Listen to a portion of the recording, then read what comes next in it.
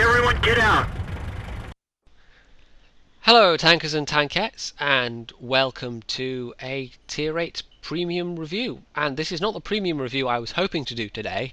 I was hoping to go on the 8.9 test server and take a look at the 3 new premium tags that's bringing, but that is down today for, I'm guessing they're making ready the second version of the test server. So instead, I was still in the mood to do a review tank, so instead I'm looking at the T34, and I thought that might be one that would generate a bit of interest because it's an interesting machine, and it's one of the better Tier 8 heavy tanks, and it's one of the 2 Tier 8 heavies that gets premium regular matchmaking. Premium regular matchmaking? Yeah, that's what I meant to say.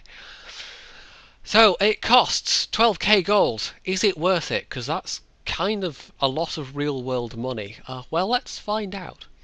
Now, the first thing to note off the bat is it looks pretty familiar if you've played the T29. This is the T29 with the stock turret. This is the T34. Yeah, really not that different. In fact, the changes between the two are largely cosmetic. In terms of the hull and the turret anyway. There are some differences, of course. The biggest difference being this thing. It's a pretty meaty gun, and let's show you why it's a meaty gun. It's the same gun pretty much that the Tier 8 tank destroyers get. There are some differences. Rate of fire is different, accuracy, aim time. On the whole, this is the slower gun in terms of rate of fire and aim time, but it's got better accuracy. But this is the best penetration of any Tier 8 heavy on this gun. The penetration is fantastic, 248 and 297 pen with APCR. I mean, this is great. This is enough pen that those Tier 10s have to be worried about your gun, basically. It's also got some other nice features. Like I said, the accuracy is pretty decent. It's no sniper with 0.35 accuracy, but if you have the patience to let the reticle settle, you're going to hit what you're aiming for more often than not. On the move shots are going to be trickier. Snapshots generally, unless they're quite close to you, but those are for reasons that I'll come to, because I'll list all the good things about the tank first before I get to the more negative points. But on the whole, that the alpha and the accuracy and the penetration mean that this is a gun that your enemies should be worried about, because this thing is gonna hurt them if you're using it right. It's also got very good gun depression, in keeping with the rest of the similar styled American heavies. It's a great hull down machine, and it's really great for using terrain to peekaboo, and you can just, depending on the situation and the circumstances and the enemies you're facing and whether there's artillery or not, sometimes you can just sit there hull down and just laugh as your enemy's shots just bounce off all over the place, because this thing, 279 frontal hull armor, and it's quite sloped, so that is gonna bounce all of the things pretty much. There's still some guns that might pen you, but we're talking Tier 10 tank destroyers basically. Maybe some Tier 9s if they're spamming gold. The other thing to note about the turret armor is, unlike the T29, it gets double the rear turret armor. It's got this thick plate here. Now, I note that just because it's a point of interest. It's most of the time people are going to be shooting obviously your rear hull armor, which is considerably weaker, but that is there. That is occasionally going to bounce shots if someone is stupid enough to shoot at you. And if you're shooting at a T34, don't shoot at the rear of the turret. It's going to bounce, basically. That is a silly place to shoot. So there you go, that's a point of interest. It's, like I've said, very good. It's not so well. I want to say it's not so great at brawling. It depends on the circumstances. It can be, but it's a better hull down machine. And if you know what to do with a T29, if you know where to take a T29, I think you'll do okay in the T34. It doesn't maybe have the flexibility of the T29 because of the reload speeds, and obviously when you're those reloads when you're seeing tier 10s is a bit harder to manage. But on the whole, this is a very nice. It's the combination of the gun plus the gun depression plus the turret. It's just a good all-round combo. It's got some other good stats as well. We'll just quickly run down those. 1500 hit points is pretty decent. It's comparable to some of the other tier 8s. It's not especially on the high side. Let's see, the IS-3's also got 1500. IS-6, 1550. So it's got at the kind of at the lower end of the tier 8 heavy hit point scale, but they tend to give. I don't know. I don't know how they decide these exactly hit points. I mean, the Carnarvon, for instance, has 1600, but 1500 is pretty decent. You know, you can take a couple of shots before you're going to die. It's got 6 crew slots, which means you can put basically any heavy crew in it from the American line. Well, I say any heavy crew. The T1 Heavy and the M6 both get 2 gunners, so you're going to have to make a determination which gunner you put in, basically. But you'll get a full heavy crew in there, plus a loader, basically. Unless you're trying to put in a full T1 Heavy or M6 crew in which case, yeah, you're going to have to pick your favourite gunner, and the other one is just going to sulk, because that's totally how the game works. It's got a good radio. It's basically got the same radio as the T29. It's got a decent engine. It's slightly more sluggish than the T29 because it's carrying a little bit more weight. It depends what equipment you put on as well, of course. If you put on a heavy spall liner, for instance, that's going to add yet more weight. But it's not too bad in a straight line. We'll come to other things momentarily, but it doesn't feel too bad in that respect. It's not the nippiest machine, in the same way that the T29 is not the nippiest machine. And lastly, and what you probably want to know about a premium tank, is it's a pretty good money maker. The shells aren't especially cheap, because we're talking 1,000 credits a pop. It's a bit like the Soviet 122mm shells in that regard. But with 400 alpha damage, you know, you make those shots count and you're going to walk away with a healthy profit. It's very much dependent on how much damage you do. If you do 1,500 damage in a battle, you're not going to walk away with that much. But if you do 3,000, 4,000, you're looking at quite a nice amount of cash. So, as a money maker, it's pretty good. And because you see potentially tier 10s, you know, if you're doing high amounts of damage against tier 10s, you could walk away with a lot of cash. You could walk away with over 100k easily if you have a good game against higher tiers. So in that regard, having the good gun and seeing higher tiers, having regular matchmaking actually works in your favor, because you can walk away with a very healthy profit, and that's really what you want a premium tank for, is making lots of moolah. Now, to come to the more negative points, and it does have some, like the T29, like the T32, it's got that good hull, good turret, but it's got a considerably weaker hull. So anyone that knows what they're doing will shoot you in the hull, and it's kind of like a better T32 in a way, because the T32 obviously has a very similar hull. I don't have one in my garage to show you at the moment because that crew went into the M103, but the bearing in mind that you're seeing things like tier 10 tank destroyers, if they're shooting you in the hull, that armor is going to bounce nothing. Even a lot of low tiers, there are tier 6s that can pen you quite reliably, and there is a weak spot around the MG port, but that isn't going to matter a lot of the time. Your hull's not going to bounce that much. I'll also say with 76 side armor, this thing is not too great at side scraping, but it's okay depending on what you're facing. But on the whole, I wouldn't say this is a terribly fantastic side scraping tank, at least not compared to the Soviet heavies. you can do it. It just depends what you're facing, and obviously sometimes your tracks will eat shots, so that's also useful. It does feel overall a lot more sluggish than the T29, and let's compare the two. Hull traverse is 25, turret traverse is 26, which is okay. It's a heavy tank. On this, your hull traverse is 22, so that's immediately already lower. Turret traverse is 18, and that feels, you feel that 18 degrees, you really do. This thing, if somebody starts circling you, you might struggle to keep up with them depending what they're in. So that's something to be wary of, basically. This is not the most nimble machine by any means, even though the engine is as good, if not slightly better than the T29. The lower traverse makes this feel more sluggish, so there's that to be aware of. It's got a very long aim time and a very slow reload. 3.4 seconds is pretty bad.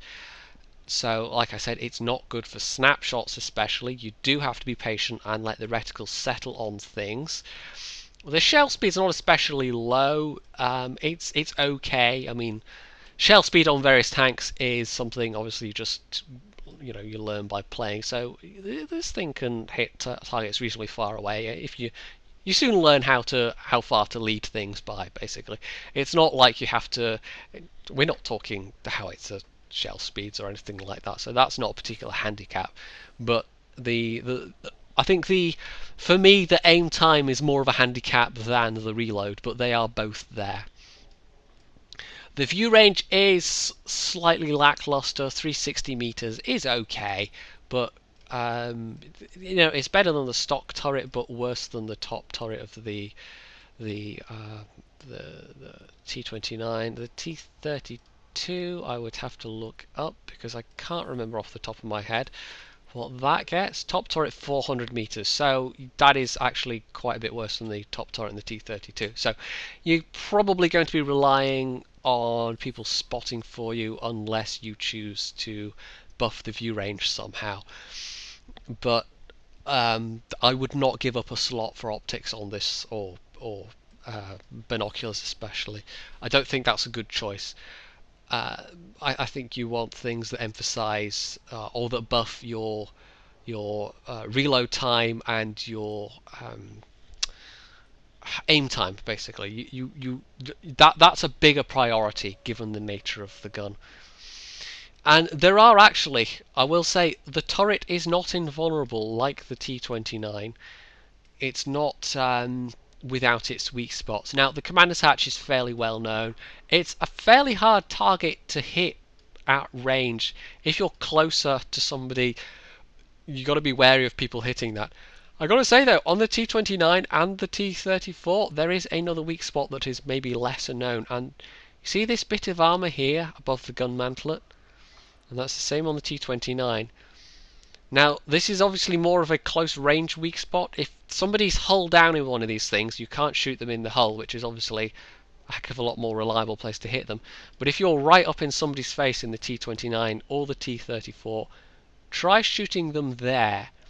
If that's all you can actually hit of their turret, and you don't think you can reliably hit the commander's hatch. That's actually a slightly smaller target on the T34, or at least it looks a little bit smaller, but it's there. Especially if you're face hugging somebody in one of these things. So that is to be aware of. If you don't think that sitting there frontally with your turret just exposed makes you invulnerable if there's no artillery, say, it's still possible to hurt somebody in that position. And I've seen people cry hacks when I've hit them in that position. But it's not. It's just that is a particular weak spot on these turrets that it is worth knowing about. So, I don't usually talk about equipment too much, but I'm going to on this one, and I probably should do more in reviews generally. You'll notice I'm actually using here gun rammer vents and toolbox, and that's actually not my recommended setup. Rammer, absolutely. And I think what you want, where I've got vents, I think you either want vertical stabilizer or enhanced gun laying drive. And then until you've got a crew with 100% repairs, keep a slot free for toolbox, basically. If you're filling up all 3 slots, you could have rammer, gun laying drive / vents, and then what am I saying? No, you could have rammer, gun laying, vertical stabilizer, and vents, or you could have a vertical stabilizer and a gun laying drive. And I think with that 3.4 second aim time, actually having both a gun laying drive and vertical stabilizer equipped is not a bad idea, even though you're missing that slight buff from having ventilation. I might actually go that way myself, but at the moment I don't know why I decided to put vents on instead of a vertical stabilizer, but I did, possibly because I had vents in my depot and not enough cash for a vertical stabilizer. I do at the moment, but I'm saving up for something, so that's the setup I've got, but I'm not saying that's an ideal setup by any means. But like I said, if you're if you don't have a crew to put in it that has 100% repairs, I would say save a slot for a toolbox. So, that all said, let's move on to look at first the armor, and then we'll have a look at some gameplay.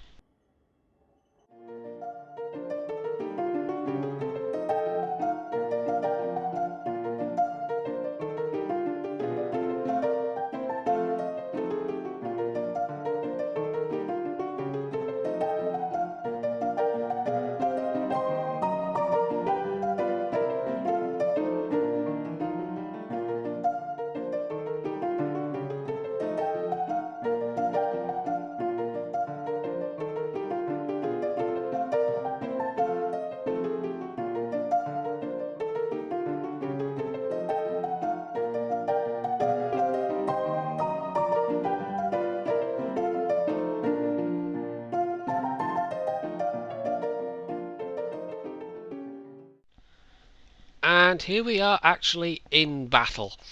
Now this is not really a game where I'm going to be able to show you the good hull down capabilities of the T34 because it's Ensk and this is a terrible map for going hull down, so it's more about the managing the reload times and using the alpha to your advantage. It's also a game where I'm top tier, which is always very nice.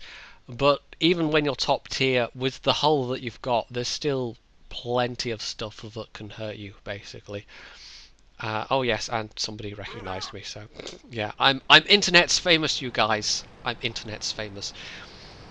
So I do what in this particular game, I do what I tend to prefer to do on Ensk, which is actually travel down this side of the tracks, because provided there's enough people going into town and sort of engaging the enemy, it not only protects your back, but it means you can go on the offensive and actually encircle the enemy, which is what I prefer to do rather than slug it out in the town particularly.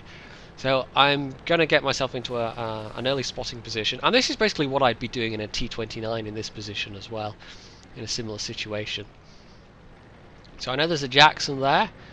His armor does not really pose a problem for my gun. In fact, I probably could have been using HE ammo, but obviously the reload time, which I can't remember what it is off the top of my head, but it's 12 to 13 seconds with my particular setup, which is vents, gun, rammer, and brothers in arms on this crew as well. Now, yeah, that guy is now World of Pain. Not so much World of Tanks, but World of Pain. This gun is particularly, yeah, if you're facing a whole bunch of tier 6s, it's kind of, it feels kind of mean shooting at them with this gun, but hey, I will be shooting at some tier 8s as well. It won't all be picking on tier 6 tanks. So that AT-15 could be a real problem given my hull and his rapid rate of fire. There's also a Tiger 2, so I'm going to be a bit wary here. I don't want to get too far forward, basically. This VK is being not terribly cautious given what he's facing. Now, I could have taken a shot at the Tiger there, but that was kind of lucky, but it was into the side of the Tiger 2. So it was going to pen if it hit. The question was it going to hit, given that I had just moved? I could I could sit there and just try and snipe these guys, but I want to move up a bit. Tiger 2 is being quite incautious actually. He just got a double whammy from both me and the IS-3, and our alpha damage is pretty comparable. Although obviously I have the, by far, I've got about nearly 30 extra pen. So that's just the AT-15 now. And that is in 4 shots, 1300 damage. That's not too bad. Let's see if we can't lay some hurt on this guy as well. So I know where to aim. There's the long aim time. But even though I wasn't quite fully aimed, it was close enough that that was a reasonably sure shot. I probably wasn't going to miss that. If I sound more... if I struggle with English more than usual, I will say I didn't sleep particularly well last night, so I'm slightly zombified right now. So hopefully this review is not going to sound like I'm just, you know, on drugs or something. Now that was kind of a snapshot, kind of, but I knew that there was a good chance wherever I hit the Carnarvon it would pen, unless I got an unlucky bounce off the front plate. Let's see if I can't... oh no, okay, I went for the Tiger P instead. Which actually kind of makes sense. You want to get the full use out of these shells, so shooting at a higher health enemy in that situation rather than wasting the shell. I mean, you got to think about that sort of thing when you have the long reload, but sometimes you're just gonna do what I did there and just ninja the kill anyway. 54 health.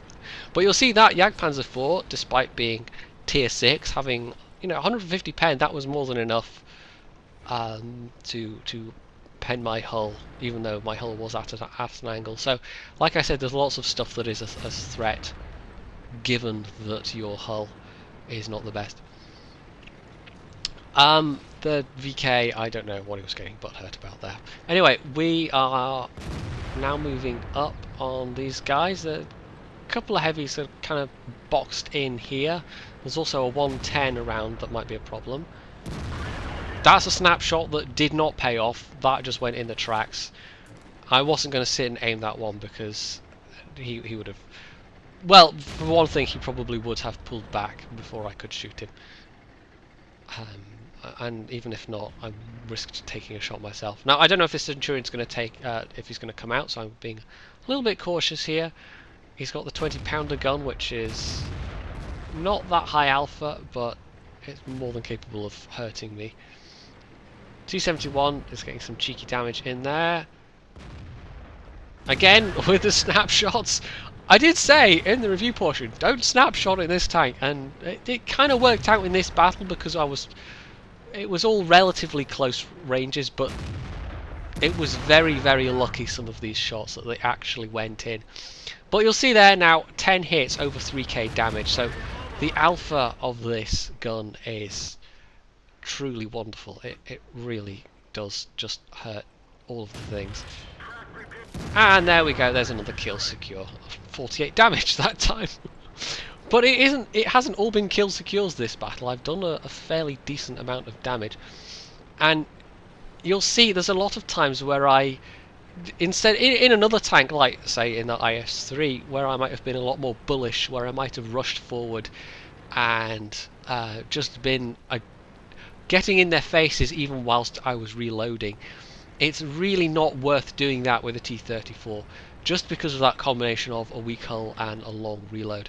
So, last enemy, bar the WZ, who I think is just about to die. There we go, yep, this 110 is apparently going to be very courteous and actually come to me, so I just get to sit and aim where he's going to pop out. Bam. Good night, Vienna. So there we go. That was quite a nice game all in all. Maybe not the best game to show you for a review, but what is best? I mean, it shows you some of what the T34 is good at. In a city map like Ensk or Himmelsdorf, where you can pop out and do damage, you can be a real peekaboo machine, and that pays off handsomely. In that game, I got pretty lucky with some of those shots that actually penned, But as you can see, I did the most damage of anyone on the team by nearly 1k, a decent amount of XP out of that. Even accounting for ammo costs, that was 83,000 profit, nearly 84,000. So that was with premium, but even without premium, that would have been 50,000 profit. That's not bad. That's not much to complain about. I kind of got. I mean, this tank is capable. It is very capable. Sometimes you struggle because of the long reload. I would say don't ever really go off on your own if you can help it, just because of the long reload and the long aim time. It's not. It's a bit like a KV-1S in that regard, or a KV-2. You want to be near allies that are sufficiently good to cover you whilst you're reloading, basically, because otherwise you've got a long reload and your enemies know you've got a long reload. So if you're 1 versus 3, for instance, unless they're all low health and scared of coming round a corner, they're basically just going to rush you.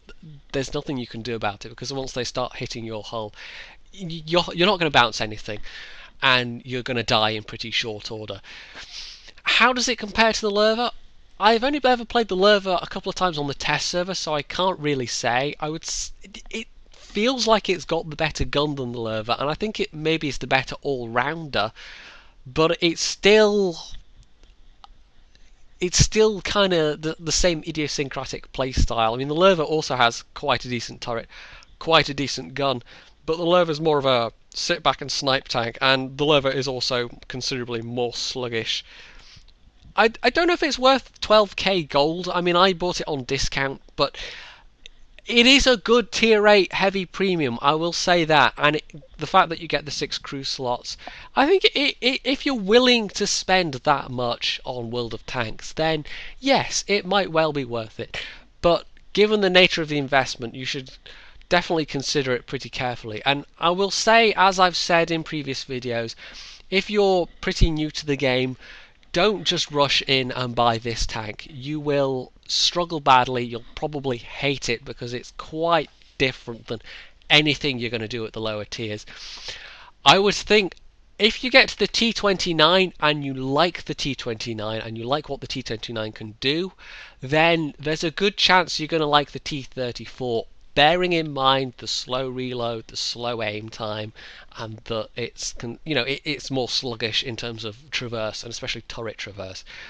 But it is a similar sort of tank, and it has a similar sort of play style. If you really want to spend the gold, then I think this is worth it. But don't rush in and buy it after only a 2,000 battles, because you're not going to be doing yourself any favours, and you're not going to be doing your team any favours especially.